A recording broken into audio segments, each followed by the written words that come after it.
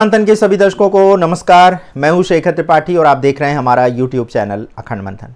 जैसा कि हम आज के आगे क्या होने वाला है कि आज के अंक में कुछ विशेष महत्वपूर्ण प्रसंगों पर चर्चा करने जा रहे हैं और ये प्रसंग जुड़ा है भारत में इस्लामीकरण की प्रक्रिया और गृह युद्ध को लेकर के। इसके संबंध में हम आपको पहले भी कई भविष्यवाणियों के माध्यम से ये चेतावनी दे चुके हैं कि आने वाले समय में यानी 2025 तक भारत में एक बड़े गृह युद्ध की संभावना व्यक्त की गई है और अब इसी बात के साक्ष्य हमें भी मिलने लगे हैं। समाचारों को यदि देखें तो इस तरह के जो कुछ समाचार हैं कि अधिकारियों को इस तरह के कुछ षड्यंत्रों का एक तरह से सूत्र मिला है जिसके आधार पर यह कहा जा सकता है कि 2025 में भारत में एक बड़े गृह युद्ध का षड्यंत्र रचा जा रहा है जिसमें बड़े पैमाने पर विदेशी फंडिंग की जा रही है। इसी संबंध में ईडी ने यानी प्रवर्तन निदेशालय ने शुक्रवार को कहा कि प्रतिबंधित आतंकवादी संगठन पॉपुलर फ्रंट ऑफ इंडिया यानी पीएफआई को लेकर के उन्होंने कुछ बड़े खुलासे किए हैं। ईडी का कहना है कि भारत में जिहाद के जरिए इस्लामी आंदोलन खड़ा करने की एक बड़ी कोशिश की जा रही है। इसमें क्रूरता और दमन के विभिन्न तरीकों के अलावा कई हिंसक हवाई हमले और गुरिल्ला हमले भी किए जाने वाले हैं। संघीय एजेंसी ने एक बयान जारी करके कहा है कि उसने 35 करोड़ रुपए से अधिक की नई संपत्तियां कुर्क की हैं। ये पीएफआई के विभिन्न ट्रस्ट कंपनियों और व्यक्तियों के नाम पर लाभकारी रूप वाली स्वामित्व वाली संपत्तियां हैं। ईडी राष्ट्रीय अन्वेषण अभिकरण एनआईए और विभिन्न राज्य पुलिस बलों द्वारा इसके पदाधिकारियों और प्रतिष्ठानों के खिलाफ देशव्यापी छापेमारी के बाद सितंबर 2022 में केंद्र ने पीएफआई पर प्रतिबंध लगा दिया था।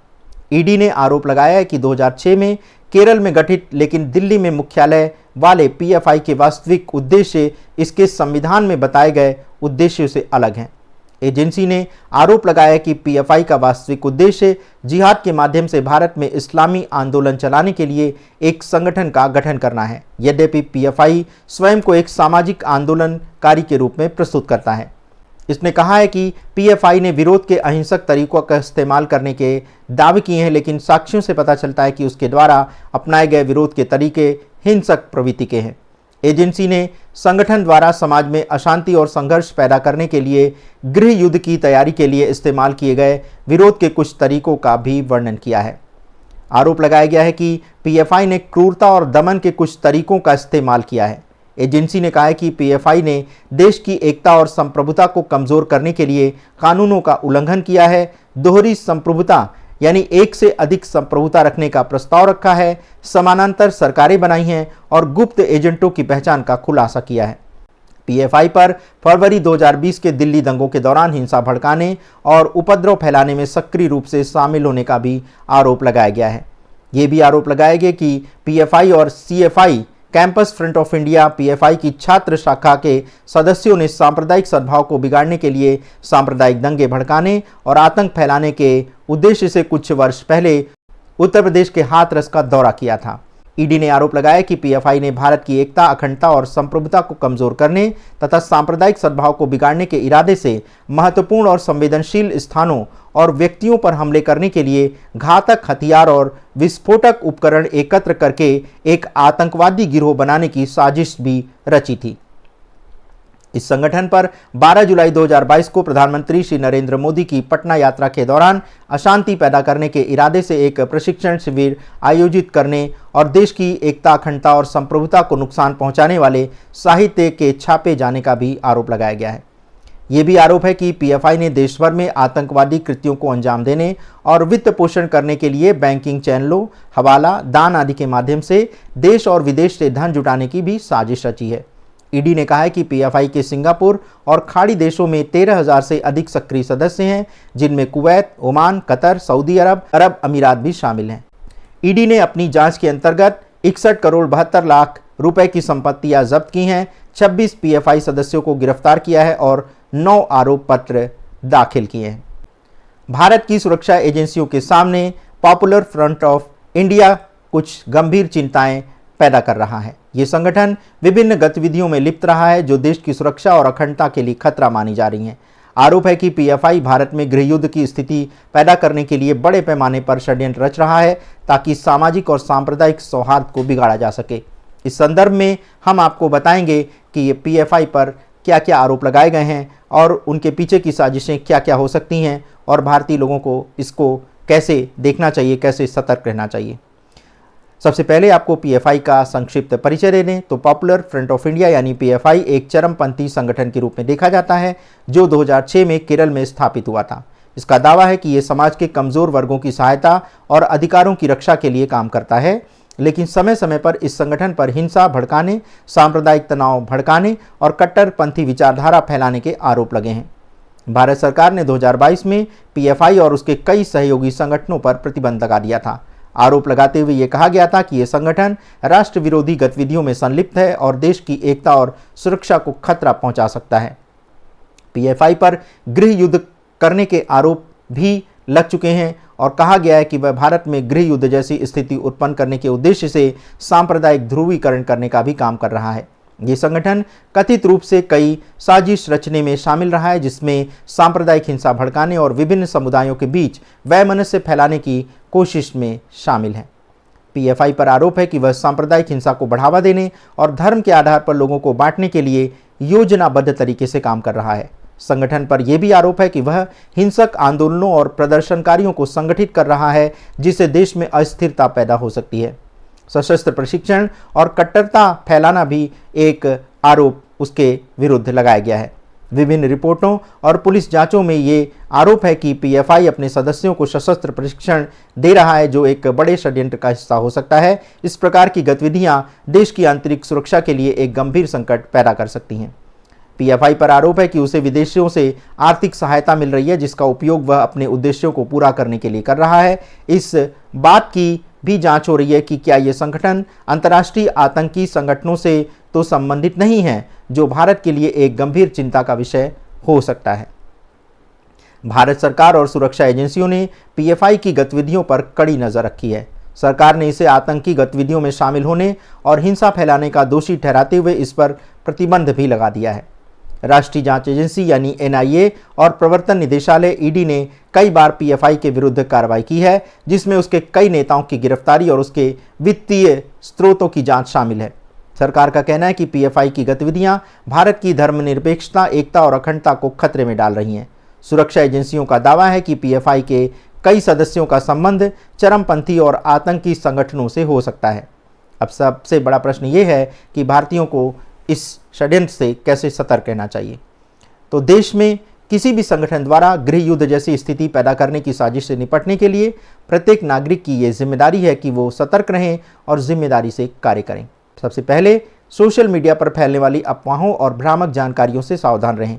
किसी भी तरह की जानकारी को साझा करने से पहले उसकी सत्यता की पुष्टि करें। कई बार अफवाहें समाज में डर, हिंसा फैलाने का काम करती हैं। किसी भी संगठन का उद्देश्य अगर सांप्रदायिक तनाव बढ़ाना है तो हमें व्यक्तिगत स्तर पर ऐसे प्रयासों को असफल करना होगा। धार्मिक और जातिगत भेदभाव को नजरअंदाज करके एक दूसरे के साथ प्रेम और भाईचारे की भावना बनाए रखना होगा। यदि आपको किसी संदिग्ध गतिविधि के बारे में कोई जानकारी मिलती है तो उसे तुरंत पुलिस या संबंधित सुरक्षा एजेंसियों के साथ साझा करें। नागरिकों की सतर्कता और सहयोग से ही ऐसे षड्यंत्रों को नाकाम किया जा सकता है। पीएफआई जैसे संगठनों के खिलाफ कानूनी कार्रवाई के लिए संवैधानिक संस्थाओं और सुरक्षा एजेंसियों पर विश्वास रखें। अदालतें और जांच एजेंसियां स्वतंत्र रूप से कार्य करती हैं और वे देश की सुरक्षा के प्रति समर्पित हैं। भारत के नागरिकों के रूप में हमें हमेशा शांति, अहिंसा और लोकतांत्रिक प्रक्रियाओं का समर्थन करना चाहिए। किसी भी प्रकार की हिंसा को बढ़ावा देने वाले संगठनों और व्यक्तियों से आप दूर रहें। कुल मिलाकर के कहा जा सकता है कि भारत जैसे विविधतापूर्ण देश में किसी भी संगठन द्वारा गृह युद्ध का षड्यंत्र रचना एक गंभीर अपराध है और पीएफआई पर लगाए गए आरोप इसी दिशा की ओर संकेत कर रहे हैं। यद्यपि नागरिकों की सतर्कता, सुरक्षा एजेंसियों का प्रभावी संचालन और सरकार की दृढ़ता से ऐसे खतरों से निपटा जा सकता है। भारतीयों को सामूहिक रूप से शांति, सौहार्द और लोकतांत्रिक मूल्यों को बनाए रखने के लिए मिलकर काम करना चाहिए, ताकि कोई भी संगठन देश की अखंडता को क्षति ना पहुंचा सके। भारत की सुरक्षा हम सभी नागरिकों के हाथ में है और हम सभी को मिलकर के इसे सुनिश्चित करना होगा। वैसे भारतीय प्रवर्तन निदेशालय ने पॉपुलर फ्रंट ऑफ इंडिया के खिलाफ कई जांचों के दौरान कुछ महत्वपूर्ण सबूत भी अब इकट्ठे कर लिए हैं, जिनके आधार पर वह दावा कर रहा है कि पीएफआई भारत में सांप्रदायिक तनाव पैदा करके गृह युद्ध जैसी स्थिति भड़काने का प्रयास कर रहा है। ईडी की जांच और आरोपों के कुछ बिंदुओं पर अब हम चर्चा करते हैं। ईडी का दावा है कि पीएफआई के पास विदेशी स्रोतों से अवैध धन आ रहा था, जिसका उपयोग संगठन ने हिंसक गतिविधियों को अंजाम देने और सांप्रदायिक तनाव बढ़ाने के लिए किया है। जांच के दौरान ईडी ने पाया कि ये पीएफआई को मध्य पूर्वी देशों से भारी मात्रा में धन प्राप्त हो रहा था। ये धन कथित रूप से हवाला नेटवर्क के माध्यम से भारत में भेजा जा रहा था, जो कि एक अवैध लेन देन प्रणाली है। इन फंडों का उपयोग संगठन ने धार्मिक असंतोष, सांप्रदायिक तनाव को भड़काने के लिए किया, जो देश की सुरक्षा के लिए गंभीर खतरा माना जा रहा है। ईडी ने दावा किया है कि इन फंडों का इस्तेमाल हिंसक प्रदर्शनों, हथियारों की खरीद और सांप्रदायिक दंगों की तैयारी के लिए किया जाने वाला है। ईडी ने यह भी पाया है कि पीएफआई के कई शीर्ष नेताओं और सदस्यों की संपत्ति और वित्तीय लेनदेन में बड़े पैमाने पर असामान्यताएं पाई गई हैं। संगठन के प्रमुख व्यक्तियों की संपत्तियां उनके घोषित आय स्रोतों से कहीं अधिक थीं। ईडी ने इस बारे में जानकारी जुटाई कि पीएफआई के सदस्यों ने संपत्तियों का अधिग्रहण अवैध धन के माध्यम से किया, जिसे गृह युद्ध भड़काने की गतिविधियों के लिए इस्तेमाल किया जाने वाला है। ईडी की जांच के अनुसार पीएफआई के सदस्यों की गतिविधियां कई हिंसक घटनाओं से जुड़ी पाई गई हैं। इन घटनाओं में 2020 के दिल्ली दंगों, नागरिकता संशोधन कानून के विरोध में हिंसक प्रदर्शन और अन्य सांप्रदायिक झगड़ों में पीएफआई की सक्रिय भागीदारी के भी सबूत मिले हैं। ईडी का आरोप है कि इन हिंसक घटनाओं को भड़काने के लिए पीएफआई ने बड़ी मात्रा में धन का प्रयोग किया है और विभिन्न समूहों के बीच दुश्मनी फैलाने का भी काम किया है। ईडी ने हवाला नेटवर्क के माध्यम से पीएफआई के खातों में अवैध रूप से धन के प्रवाह के सबूत इकट्ठे किए हैं। इसके अंतर्गत संगठन के कई बैंक खातों और लेन देन का विश्लेषण किया गया है, जहां संदिग्ध गतिविधियों के संकेत मिले हैं। इन लेन देन में कई ऐसे खाते पाए गए जो छोटी राशि के ट्रांजैक्शन के दिखाए गए और उससे बड़ी रकम इकट्ठा करने का प्रयास कर रहे थे। ये रकम कथित तौर पर हिंसक गतिविधियों और देश विरोधी साजिशों के लिए प्रयोग हो रही थी। ईडी की जांच में यह भी बात सामने आई है कि पीएफआई के सदस्यों ने कई धार्मिक और सांप्रदायिक आधार पर भड़काऊ अभियान चलाए। पीएफआई पर आरोप है कि उसने योजनाबद्ध तरीके से देश के विभिन्न हिस्सों में धार्मिक भावनाओं को भड़काने का काम किया है।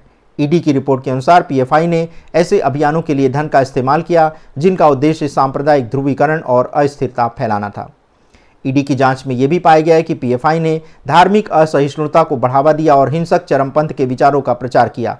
संगठन के कुछ सदस्यों के संबंध में आतंकवादी संगठनों से उनके संबंध पाए गए, जो इस बात की पुष्टि करते हैं कि पीएफआई का उद्देश्य भारत में हिंसा फैला करके देश की अखंडता को खतरे में डालना है। ईडी ने यह भी दावा किया है कि पीएफआई अपने सदस्यों को सशस्त्र प्रशिक्षण देकर के एक शिविर भी आयोजित कर रहा है। इन शिविरों में युवाओं को उग्रवाद और हिंसक गतिविधियों के लिए तैयार किया जाता था। ईडी ने दावा किया है कि संगठन सशस्त्र संघर्ष के लिए युवाओं का ब्रेन वॉश कर रहा है ताकि वे भविष्य में हिंसक और आतंकवादी गतिविधियों का हिस्सा बन सकें। कुल मिलाकर के ईडी की जांच के आधार पर यह दावा किया जा रहा है कि पीएफआई भारत में गृह युद्ध जैसी स्थिति उत्पन्न करने का षड्यंत्र रच रहा है। इसके लिए संगठन ने विदेशों से अवैध धन का भी इस्तेमाल किया है, सशस्त्र प्रशिक्षण शिविरों का आयोजन किया है और सांप्रदायिक ध्रुवीकरण को भड़काने का प्रयास किया है। भारतीय नागरिकों को सतर्क रहने की आवश्यकता है और संदिग्ध गतिविधियों के बारे में सुरक्षा एजेंसियों को आपको जानकारी देनी चाहिए। सुरक्षा एजेंसियां और भारतीय प्रशासन इस संगठन के खिलाफ कड़े कदम उठा रहे हैं ताकि देश की अखंडता और सुरक्षा को सुरक्षित रखा जा सके। तो दर्शकों, ये था हमारा विशेष एपिसोड जिसमें हमने आपको आगाह किया है। यदि आपको भी इस तरह की कोई संदिग्ध गतिविधियां अपने आसपास दिखाई देती हैं तो इसकी सूचना पुलिस और प्रशासन को देना मत भूलिएगा। हम आपको पहले भी बता चुके हैं, पहले भी आगाह कर चुके हैं कि भारत में गृह युद्ध की तैयारी बहुत तेज़ी से हो रही है और जैसे ही शनि मीन राशि में प्रवेश करेगा, भारत में गृह युद्ध की स्थिति विस्फोटक हो सकती है। इसलिए अभी से सावधान रहने की आपको आवश्यकता है। हो सकता है कि आपको ऐसे प्रोग्राम रोचक ना लगें और आप कपोल कल्पित भविष्यवाणियों को देखना अधिक पसंद करें, लेकिन हमारी इस भविष्यवाणी का जो उद्देश्य है और जो ये हमने आपको अपडेट दिया है, ये अपडेट हमें आपको इसलिए देना पड़ा क्योंकि इसी तरह की आशंका विभिन्न ज्योतिषाचार्यों ने भी जताई है और इसी तरह का जो एक साक्ष्य मिला है वो ईडी को पीएफआई संगठन के माध्यम से भी मिला है और पीएफआई संगठन ही आने वाले समय में भारत में अस्थिरता, असुरक्षा की भावना जो है बढ़ा सकता है। तो इसलिए आप सभी को सावधान रहने की आवश्यकता है। तो आज के एपिसोड में बस इतना ही। मिलते हैं अगले अंक में, तब तक के लिए हमें अनुमति दें। धन्यवाद, नमस्कार।